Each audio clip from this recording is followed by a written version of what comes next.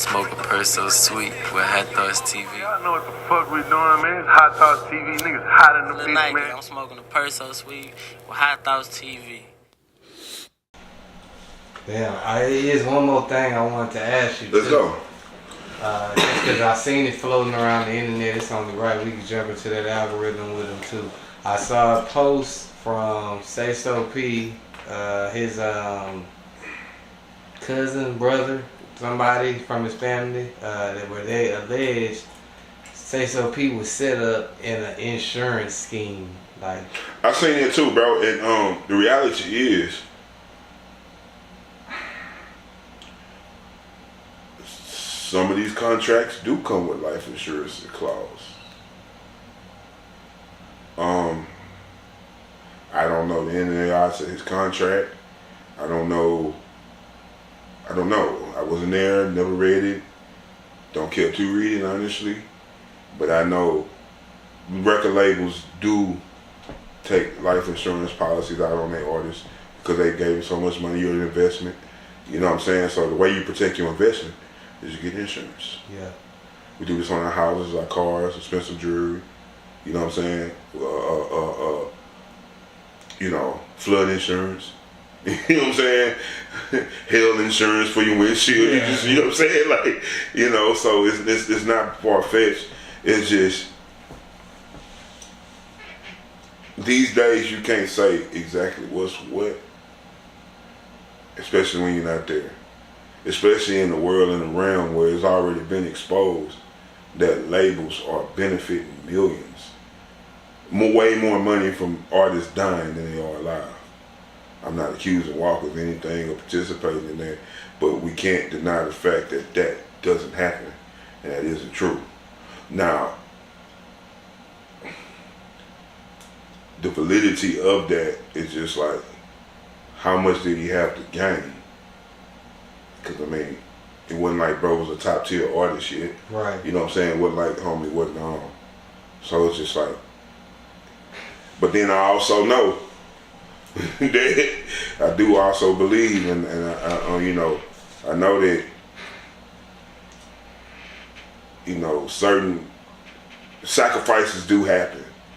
You know what I'm saying? Let's not play around with it. You know what I'm saying? Like, we gotta keep it, because it's evidence of it. Yeah. You know what I'm saying? There's so many people who talked about it, scream about it. We seeing cases of it. You know what I mean? We seeing unknown evidence come out about certain shit. You know what I mean? We can take this shit back to what's the homie name back in the 60s who died in the hotel. Say he tried to rape the prostitute and she shot him. Yeah.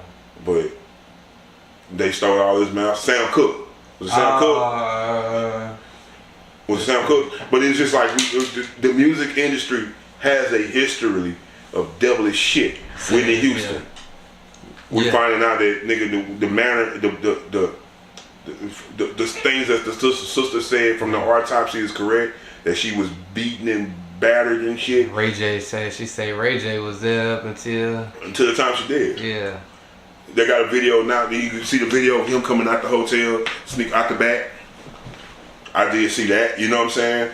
I do agree with a lot of shit the Jaguar say. You know what I'm saying? Because it's just when everybody's screaming the same thing, and then you always see these artists who get killed tragic. Like even the Angie Stone, they killed you like Left Eye.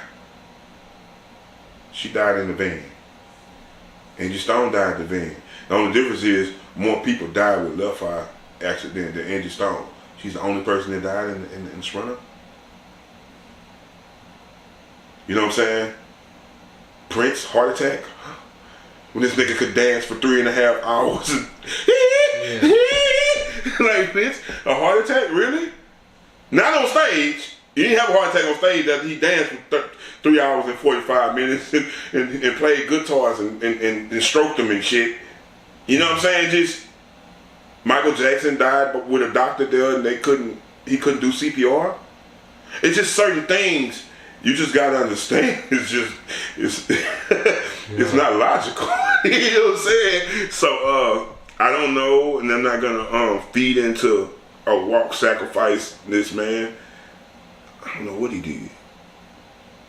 I don't know. All I can blame him for is the negligence as a leader. You know what I'm saying? He should have took safety way more seriously. He should always take safety seriously. Especially if you knew this man had smoked with people he grew up with. And if you didn't know it, you should have known it. So it's all right for everybody to love you and want to be you, but if they don't respect you enough to tell you they got a problem, I think you valuing the wrong level of respect. They might respect you enough not to steal from you. You know what I'm saying? Respect you enough not to talk down on you behind your back.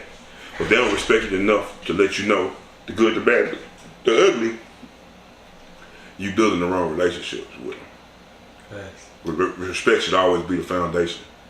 You know what I mean? Respect me enough to let me know what's going on. That way I can be prepared for me and you. Thanks. As your boss, or as your CEO, as your manager, as your big brother, as your mentor. You know what I mean? It's respect at the foundation of that that'll make a person do that. And if you don't have that,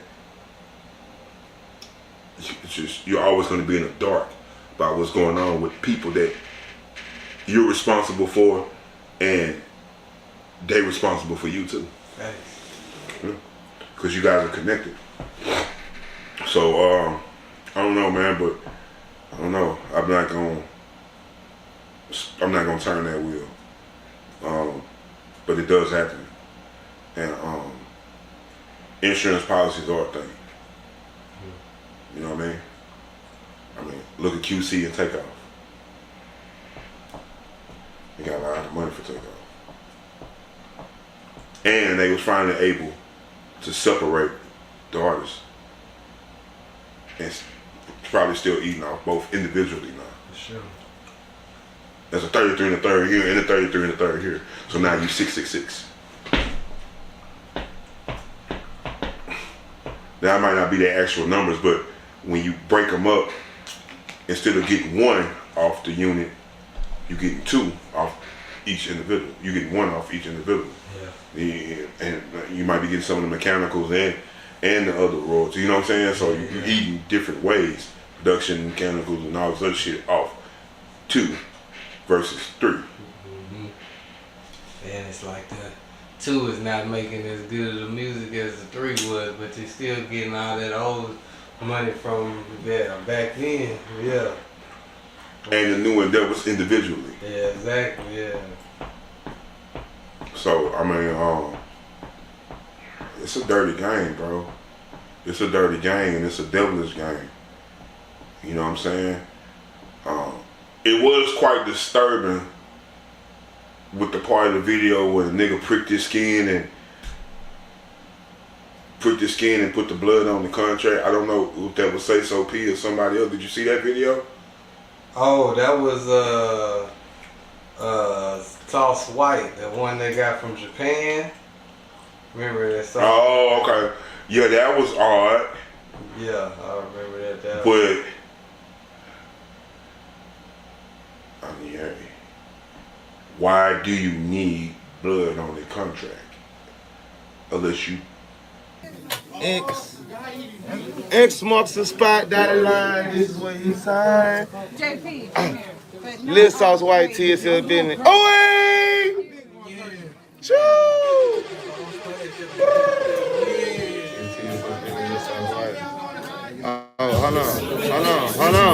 Hold on. My boy, hold on. My nigga signing in blood.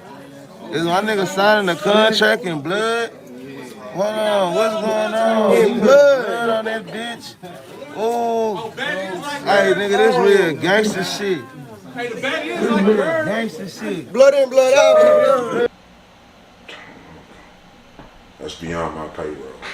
You know what I'm saying?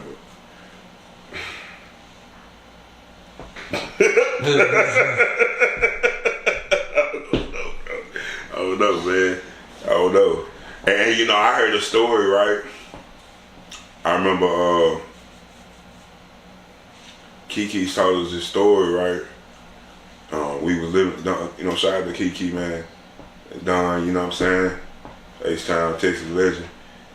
And he told us a story about when Beyonce when they all they had a big ass meeting back in 2001, 2002, right? It was all the hottest artists in Houston and shit like that. He told us, like, Beyonce, when she came out the room, because they met with each individual individually, right? Yeah. And he said when they came out the room, Beyonce said that she was gonna marry a Fortune 500 rapper named Jay-Z, and she was gonna run the game, R&B, blah blah blah blah blah. And she signed the contract, and they pricked her finger. And so basically, she's basically saying she signed the contract in blood too. Shit. This is like a closed story that he's telling us. You know what I'm saying? I probably shouldn't have dropped his name, but people wouldn't believe it if I said don't drop his name. Yeah. Don't drop his name, because it just happened. You know what I'm saying? We was just it was just like 2-3 of us in the living room, and we smoking the shit. It was me, Rich P. Stowe, it was Kiki, and I want to say it was T. Ferris, or it was I forgot, it was fourth person, but it was only 4 of us in the room, and he told us that shit. You know what I mean? So when I seen that, it immediately took me back to that. When I seen him do the little prick of blood, you know what I'm saying?